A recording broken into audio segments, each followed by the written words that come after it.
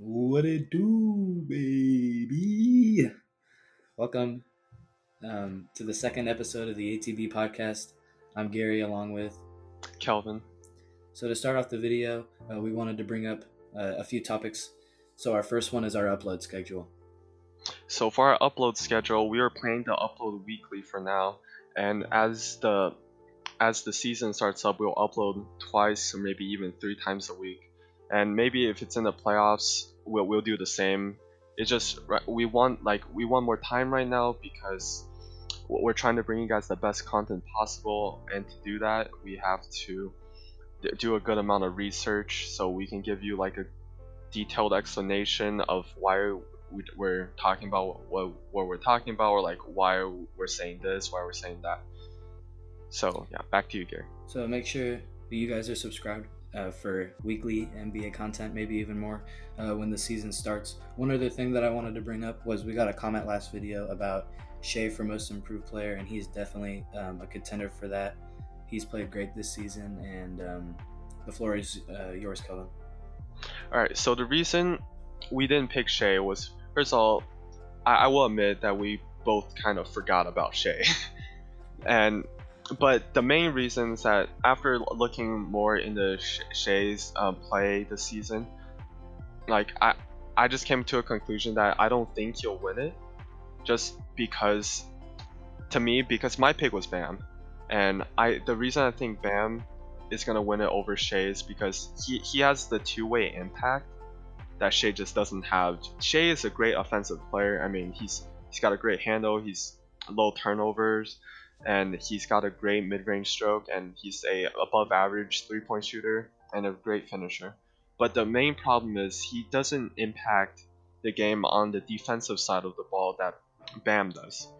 Like when he's on the floor, OKC actually gets much worse defensively. They go from holding the opponent to a 104.8 offensive rating to a 111.7 offensive rating. So I'm not saying Shea is a bad defender by any stretch. I'm just trying to say that he's not the greatest team or off-ball defender, and sometimes I feel like he just lacks the awareness to be a great off-ball defender.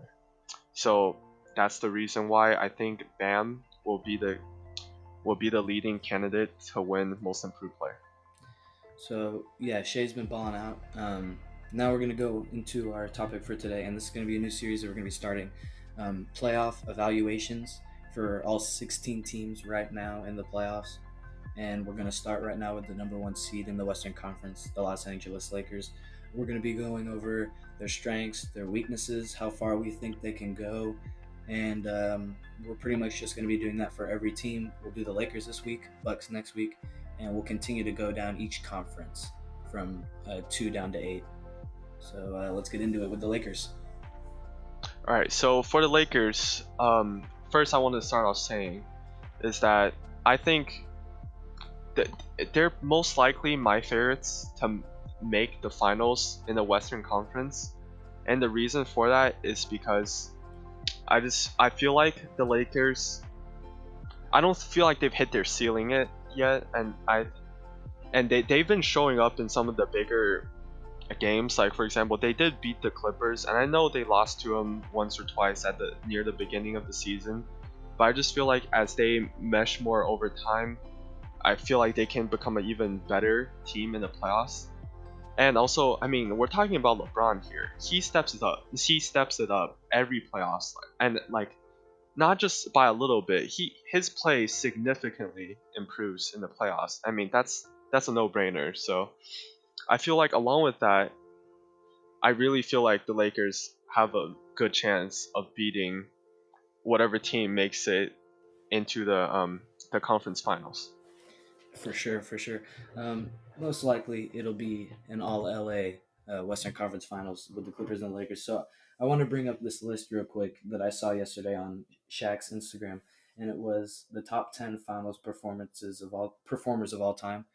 And Jordan was 1, Shaq was 2, LeBron was 3. So obviously, just looking at that list, not that it's a perfect list or anything, but everybody knows how much of a monster LeBron is in the playoffs. I think he's he's definitely top three all time. That list is the rest of the list is kind of iffy, but the top three are definitely pretty accurate. Um, him to me, him and Kawhi Leonard are the two best playoff performers in the league right now. We saw what Kawhi did last year with the Raptors, and LeBron. He just didn't have much of a team last year, just a bunch of young players who weren't developed. So I want Yeah. to talk about one thing, a weakness of theirs, but not. It's kind of an individual drop off, and I don't know. I don't think it's being talked about enough, and that's Kyle Kuzma. He went from and now of course I understand Anthony Davis is there now, so he went from a number 2 to a number 3 option, and so it's definitely understandable that all of his numbers have gone down, but he's taken a real drop off. He went from 19 points last year to 12 and a half this year. His free throw percentage is down from 75 to 73%. His field goal percentage is down. His 3-point percentage is under 30% from the field. That's terrible. That's just really bad. And Yeah, he's definitely dropped off a lot. He definitely has. The concerns there are the Lakers' biggest issue, in my opinion, is that they don't have a number 3. Who's going to give them 15 plus a night in the playoffs? There are people who I could see Rondo doing a game or two, Danny Green catching fire from 3. Dion Waiters is a good addition because he can defend, but he can also create his own shot. But they don't have shot creators who can hit shots consistently, so that's the issue. There's really no third option. But with the Clippers, you have 5 guys who can give you 20 a night. On any given day, Paul George, Kawhi Leonard, Marcus Morris, Montrezl Harrell, and Lou Williams. So I think that's their biggest issue right now, and I don't think they did a good job addressing it at the trade deadline. They really should have pursued someone like Derrick Rose, and they didn't. All right. To add on to what you were saying, I would also like to point out that the Lakers have a very limited amount of playmaking, and I don't think that it will affect them in the long run, just because like their assist numbers aren't low. Like their assist numbers are fine. Like they're not like top 3 in the league, but it's definitely not like where they're near the bottom either. But the main problem is if you watch them play, like their playmaking is LeBron and Rondo, and that's about it. That's it. I mean, LeBron makes up for almost half of their total assists.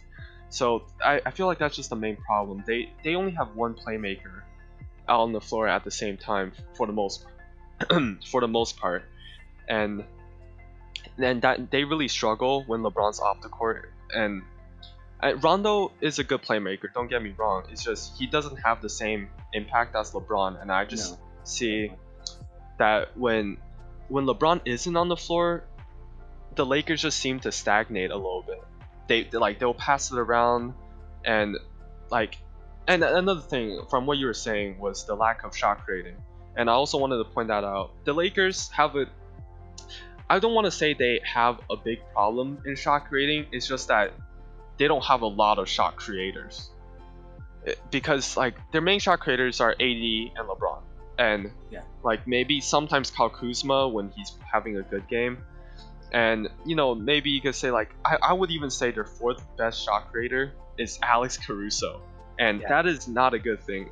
Caruso is a great player, is a great role player, but with him as your basically 4th option, I just don't see.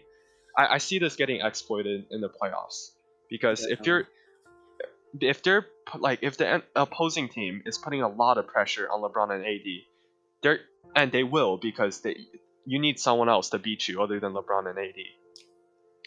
And I just feel like the Lakers don't have that guy right now that can take over a little bit if LeBron and AD aren't having a good game. And that's why I feel like, as you said, Dion Waiters is a great pickup, because he can be that 4th or 3rd or 4th shot creator for them. And yeah, that's I think their main problem, just shot creating and playmaking. Because right now, if you watch them play, it's either just LeBron ISO or AD ISO, like maybe he gets a lot of post touches, obviously. I mean, he's the great post player, but it's either a LeBron ISO, a AD post possession, or a pick and roll with AD and LeBron, and all the other times I see is just either another pick and roll with maybe LeBron, Dwight Howard, JaVale McGee, maybe Rondo and AD, but maybe they even have a few plays run for Avery Bradley or Danny Green to get like an open three, but that's about it. They don't have a lot of shot creating. It's like you either go to those options, and if they don't work, you just pass it out and hope that one of your shooters makes a three. Yeah. That's interesting you bring that up, because their favorite set, and a lot of NBA teams do this, where LeBron will have the ball on one side, AD or JaVale McGee will be on that side. The other two players will set pin down screens for their shooter. He'll come up to the wing and he'll get it. So they're trying to get open threes, because they know after that there's really not a lot for their offense besides LeBron and AD. So Danny Green will get it, or Avery Bradley. And usually they'll just give it right back to LeBron, and he'll run a pick and roll on the other side. So there's a real issue there, being able to attack off of that double screen. But LeBron, like you were saying, LeBron and AD are going to give you probably close to 30 a night each in the playoffs.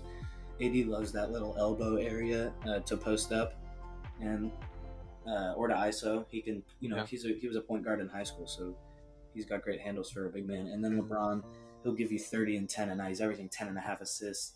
What you were talking about with playmaking, Anthony Davis is their third highest player in assist average at 3. Yeah.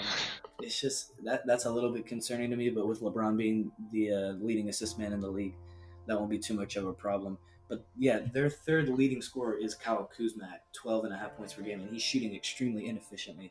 So you have to hope that Dion Waiters can come in and give you 10 plus a night, because otherwise they're not gonna struggle in the playoffs.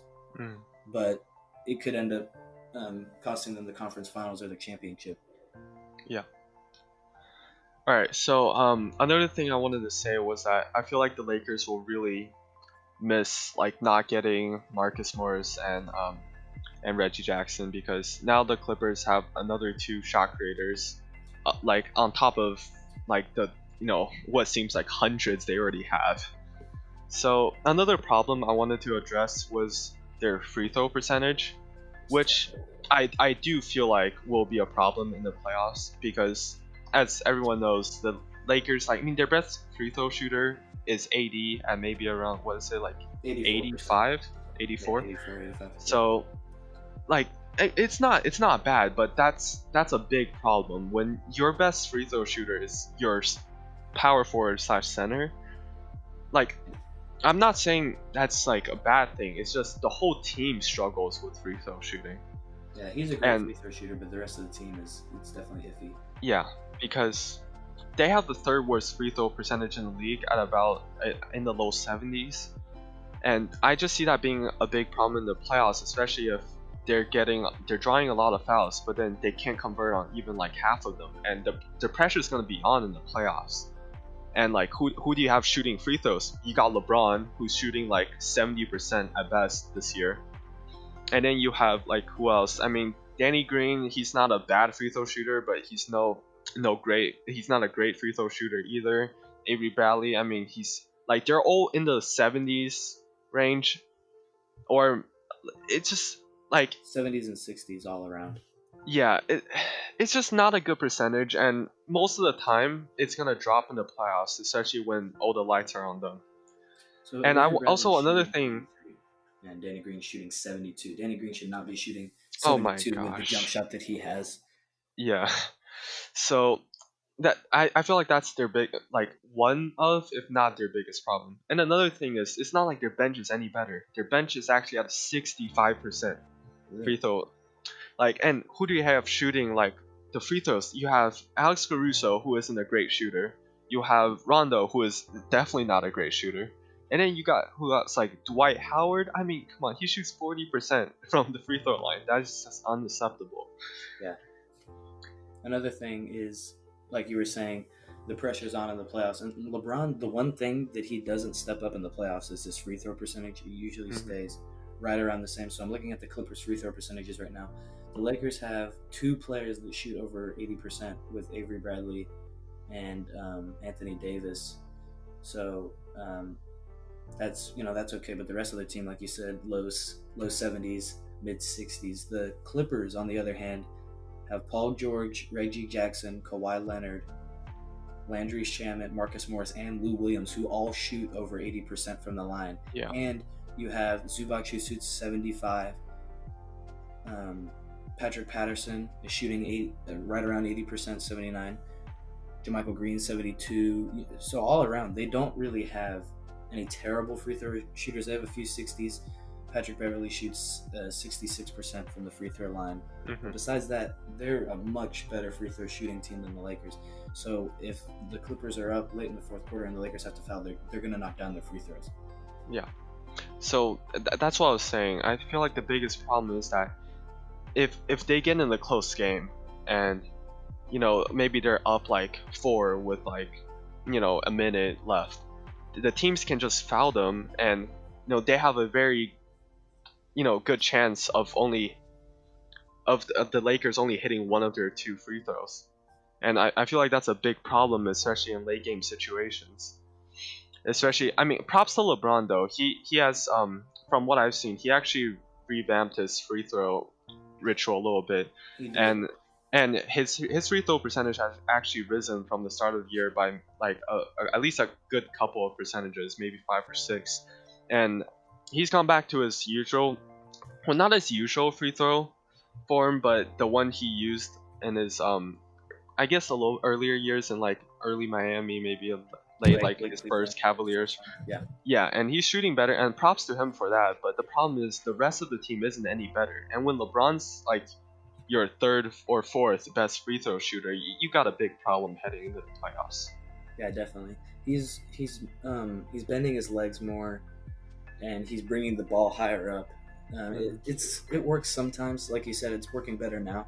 But the issue was he would either be short or he would make it. So sometimes I think that he bends a little bit too far down, and it kind of throws off his rhythm because he's not able to go up with it as smoothly as he was before. So that's definitely an issue with his free throw shooting. Alright, so another thing I wanted to talk about, and this will be our last weakness for the Lakers, and then we'll move on to the strengths. So the last weakness I wanted to talk about was their 3-point shooting. And I know that doesn't sound like a problem because of the fact that they have a good amount of shooters, but the problem is none of them are having a great year from the 3-point line. They don't have, I don't think, do they even have any 40% like 3-point shooters? They have I don't Danny think Green, who's shooting 40 on the dot, and that's their highest. Do you know who their second highest is? Just I believe, yes, it's Avery Bradley at 36.5%. Okay, yeah. So my other point is, okay, you would expect. Yeah. So I was watching, I'm going to be referencing like mainly 2 games, or 2 games, and one of them is the Lakers versus Clippers, obviously, and the other was I watched the Lakers versus Bucks, and I just wanted to point out that they're not very consistent from 3, and they don't take a lot. They play very old school, but I just want to point out in the playoffs, if teams are they're gonna be putting in more effort to defend, and if the Lakers are getting cut off from driving to the paint, and their pick and rolls aren't working, and they have to pass it out for 3, and their shooters are having an off night. I mean, the older shooters are having an off year, pretty much. Yeah. So I feel like that'll also be a problem, but I don't think it'll be as big of a problem as the free throw shooting. So I don't see this being a problem in the playoffs, but it can be a concern if they continue to struggle from 3. Yeah, and actually I think, yes, I messed up on that. Sorry about that. So technically Dwight Howard's actually their highest 3-point percentage shooter at 60%. Shoot, really? Oh my. Okay, all right. That I actually did mess up one of the Third numbers. splash, So brother? Danny Green is at 38%, and Kentavious Caldwell-Pope is at 39%. Oh, okay. So out of all the people who get minutes, KCP is shooting the highest as far as, he's actually going to take them in game, because Dwight Howard's only taken like 5 all season. Yeah. So all right, so want to go into the strengths. Yeah, let's go into strength. All right, so the first strength I wanted to talk about is their interior defense. As everyone knows, the Lakers are huge in their front court this season. They got AD and JaVale starting, and that's basically 2 7-footers clogging up the paint, and they're pretty switchable too. That's the thing. They can defend out They're in the perimeter. athletic, for sure. They're very good rim protectors. They're one of the I think they're top 3 in the league in blocks this season, and they're huge in the paint, and they block a lot of shots. It's really hard for any team to score on them. And another thing is not just their front court, their back court is also really good at defending. They got a lot of great perimeter defenders like Avery Bradley and Danny Green. And this season, what I'm watching a lot of them do is they're actually putting up a lot of they're putting in a lot of effort is what I'm seeing. Like Avery Bradley, he's picking people up at full court almost every game, every possession, and they have really good what can I say? Like they're really good at hounding the ball handlers. They're very, very good at that. And they force a lot of turnovers, and they just if they keep up with that pressure into the playoffs, I see this as being a big problem for other teams. And for some reference, they're the 3rd best when defending the 3-pointer, like percentage wise against other teams, and you just watch them play, and you can see that teams really struggle to score against them because of just how big they are in the paint and how much effort their defenders put in. And they're great defenders. Avery Bradley and Danny Green are all perennial, like all NBA defenders. They're 6th in opponents' field goal percentage, so that's another thing. Talking more about what you were saying with their paint protection, JaVale McGee, a block and a half a game. Dwight Howard, a block. Anthony Davis, 2.5 blocks per game. So when you have those 3 guys, you have Dwight coming off the bench, and then you have JaVale and Anthony Davis starting. They can switch, but they are great rim protectors, both of them averaging over a block and a half for that starting lineup. And what you were talking about, Avery Bradley, I remember especially in the 3rd game where the Lakers played the Clippers, where they won that game, he was clamping up the guy who's always talking and clamping other people up, Patrick Beverley. He was stealing it, getting Beverley upset. Not that Patrick Beverley's a perennial ball handler, but like you said, Avery Bradley's doing this every day, every game. He can do it on anyone. And Danny Green's a good defender too. I think he's taken a step off since he's got. Yeah, that's the thing I've noticed about Danny Green. Sorry for interrupting. He's a really good team defender. But if you just look at his career statistics and all the years he's played, it just seems like he's really inconsistent. There's some years where he'll be shooting like 45% from 3, and then the next year he'll be shooting like 35. So I don't know if that's just like. And also, I just want to point out his shot form. I don't see it being like consistent. I'm surprised he even shoots as well as he does, because he doesn't fully extend his arm. And for all of y'all that don't know much about shot forms, usually you want to fully extend your arm on a shot because that creates like a muscle memory. But it seems like each time he just extends his arm like in a different amount, each time he's shooting. And I just don't feel like he'll ever be consistent because of that. Yeah, I think what you said is definitely true, but he seems to find a way to make it work where most seasons he's shooting at least 35% or above. But if you fix that, he'd probably be shooting even better. But he's definitely a great shooter for his career. He held the record for most threes in a final series. I think that was beaten by Curry or Clay, and when they made it to 4 straight finals. Is it 4? Yeah, it was 4. So going more on their strengths, so their defense, as we all know, is stacked. Perimeter, and not to mention, just to go a little bit more on that, Alex Caruso, good team defender. Dion Waiters, a very good individual defender. Rajon Rondo, he's okay. There's not really anybody on that team that I can think of that's a defensive liability. There's no one on that. Clippers, you have Lou Williams and people like that who are defensive liabilities.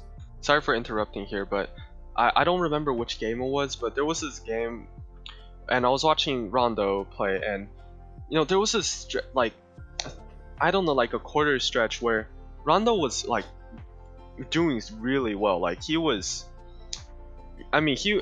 I feel like when he puts in effort, I'm sure he will. And playoff Rondo's a thing too. Like For sure. everyone knows he steps it up in the playoffs. And I was watching him play this one game, and he's. I feel like I haven't seen much of Rondo in his earlier years, but it seems like his defense is at least like. It's definitely above average because I was watching him play, and he's got a long wingspan. He can definitely defend people on the perimeter, and when he's putting in full effort, I feel like he's definitely a plus defender. Definitely. He back in the day, when he played for Boston, he was really, really good at getting steals. He's just such a smart player. But I think Yeah. the game that you may be talking about when they played the Celtics about probably a month and a half ago, maybe Oh two. yeah, that was the game. He had a really good second quarter. I remember he was Mhm. getting steals, runouts. They were creating free throw opportunities. Mhm. He was getting He had a steals. lot of good passes Yeah, too. he was really good that quarter. He probably had 6 points, 3 assists. He was getting steals. I remember he was diving on the ground. So Yeah. when he's giving, I think with the Lakers, it's more of an effort question. I know you know what you're gonna get from Yeah. LeBron and Anthony Davis, but Mhm. I think every other night you just don't really know. They have a lot of streaky shooters and people like Rondo who sometimes just don't bring 100% every night. And same with Kyle Kuzma. He Yeah. does not seem mentally locked in every night. So I think that's probably another weakness for them. They just got to come in prepared. But when they do come in prepared, they have really good shooting and really, really good defense. Mhm. All right. So another thing I wanted to point out was that their rebounding is very good. Obviously, I mean they have a lot of, and this adds on like they have a good amount of depth, and they have 9 or 10 guys, or maybe even 11 guys that they can play on a nightly basis, and they'll what you're gonna get from them, and that's a great thing to have on a team. You know what you're gonna get from your bench, and that is a really good bench. You have a bench that can definitely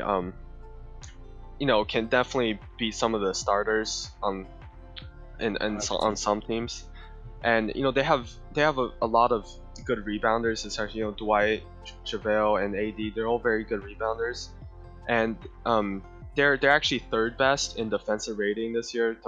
To add on to what I was saying earlier, and they're fourth best in offensive rating, as well as having the best field goal percentage in the league as a team. And then to add on to what I was saying about rebounding, they're actually third in offensive rebounding. And if you watch the games, you can see they have a lot of big men who just crash the boards on every shot. Especially Dwight's doing really well this year in Two terms and a of half, offensive rebounding. Yeah, two and a and half offensive rebounds a game. That's crazy. hmm and they get a lot of second chance opportunities because of that. And that's also contributes to why they have the best field goal percentage in the league. Yeah, I'm looking at it right now. That's actually crazy. So Dwight Howard in 19 minutes, 2.5 offensive rebounds a game. JaVale hmm McGee 1.8 and Anthony Davis 2.3. So that's crazy to me because to be able to average those kind of offensive rebounds, especially Dwight with his limited minutes, he's only Yeah. playing 19 minutes a game. That'll make a really big impact with their size. It's kind of weird that I think this, but in 2003 when the Spurs won the championship, they had Dennis Rodman not Dennis Rodman, David Robinson and Tim Yeah. Duncan. So David Robinson was about to retire. He retired after they won the championship that year, and Tim Mhm. Duncan was playing like an MVP. And JaVale McGee and Anthony Davis this year kind of remind me of David Robinson and Tim Duncan from back then. Not obviously not prime David Robinson. He was a beast. But in Yeah. David Robinson's last year, he averaged 8.5 points, 8 rebounds, 2.5 offensive rebounds. JaVale McGee this season's averaging 7 points, 2 offensive rebounds, a block and a half. David Robinson averaged a block and a half. And then Anthony Davis is kind of like the Tim Duncan. He's the second. You could call him the second or the first option on the Lakers. I think that LeBron is off. I think he's a more gifted offensive player, but I think Anthony Davis is right up there. He can be your leading scorer any night, obviously, on any team. So that's just kind of a comparison. And that team ended up winning a championship, so you never know what'll happen with the Lakers. Yeah, for sure. And another thing I wanted to point out was, again, I'm going to reference the Lakers versus Clippers game. LeBron is actually, like, when he's trying this year on defense, he is very good. And when you're watching like the Lakers versus Clippers game, he was forcing Kawhi into a lot of tough shots, and if he can keep that up, and I know it'll be, I don't want to say unrealistic, but with the way LeBron's playing, I wouldn't say it's unrealistic. It's just he's going into his 30, he's 35 years old. Yeah, and going into that, I don't know how many, if he can keep it up for the whole playoffs, like with the same defensive aggressiveness and intensity he was showing in that Lakers versus Clippers game. But if he can, I believe that he'll be able to add on a lot to the Lakers defense by shutting down the opponent's team's best scorer.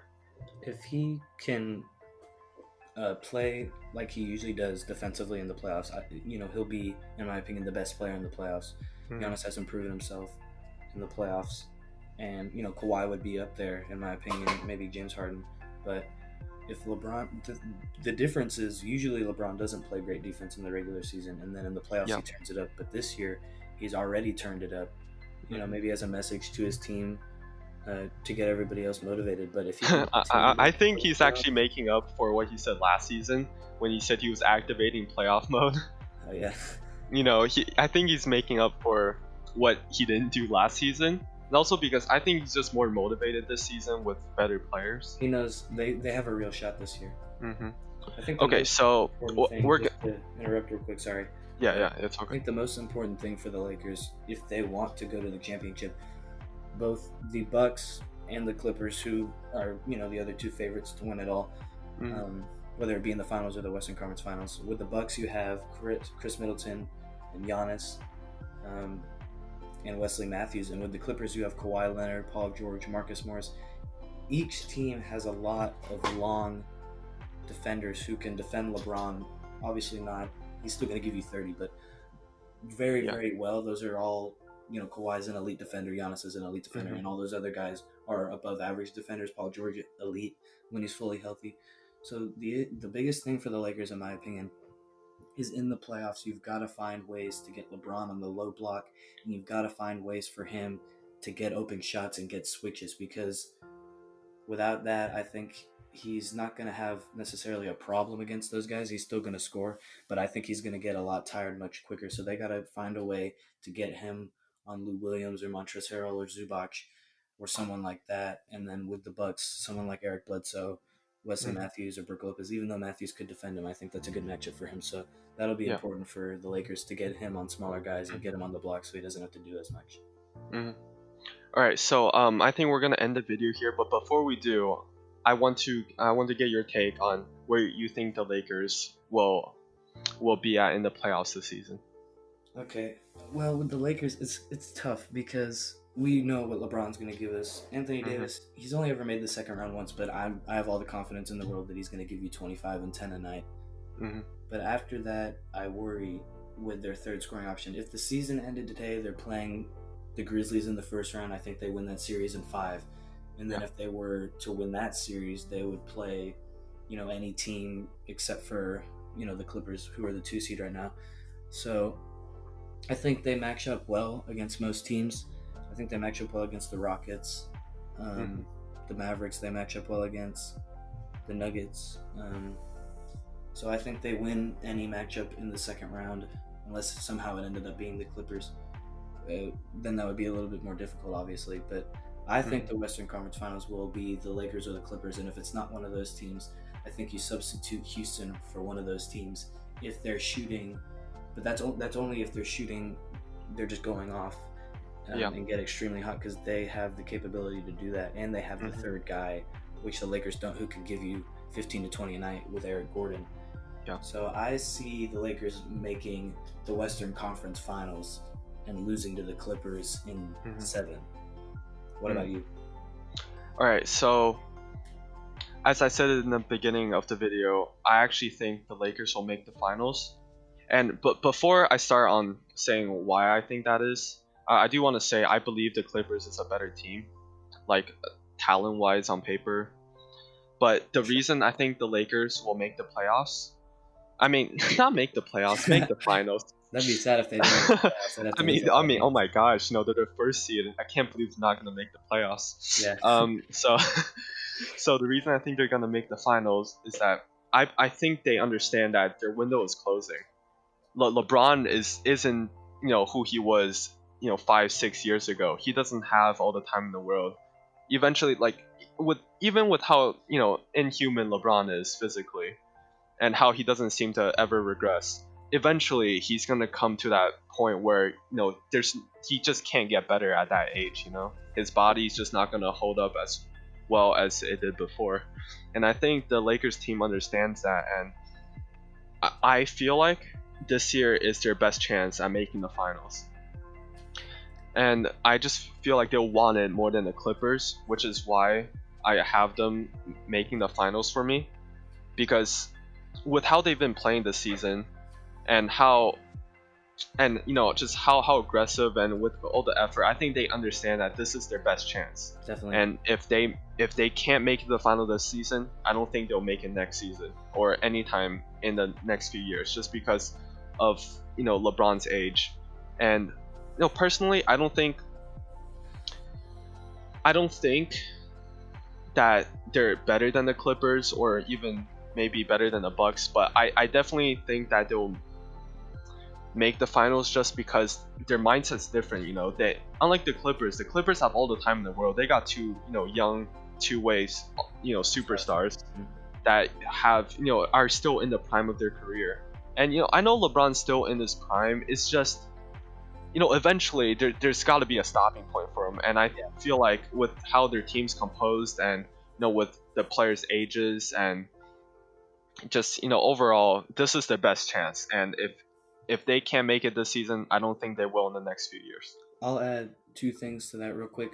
One thing that I forgot to mention that you brought up as far as motivation and just overall want.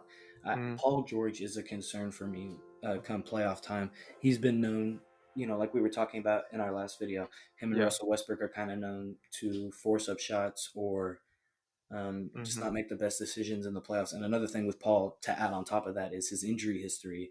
He's been in and out of the lineup all year, so I'm concerned that maybe he gets injured in the playoffs. They Hmm. still have the depth to go far without him, but they need him to go to the finals. Yeah. So he's definitely a concern health wise. And then the other thing I wanted to add was LeBron will be good till he's 70, so I'm not worried about him. Yeah, for sure. And also, the Clippers, they haven't had the time that the Lakers have had to build up chemistry. And I know they've been amazing when they were at 100%, everyone's healthy. But the problem is that's only been like 17, 18 games maybe. And there's always someone injured. Either it's Paul George or maybe like Lou Williams out a few games. Kawhi. Kawhi's load managing. Yep.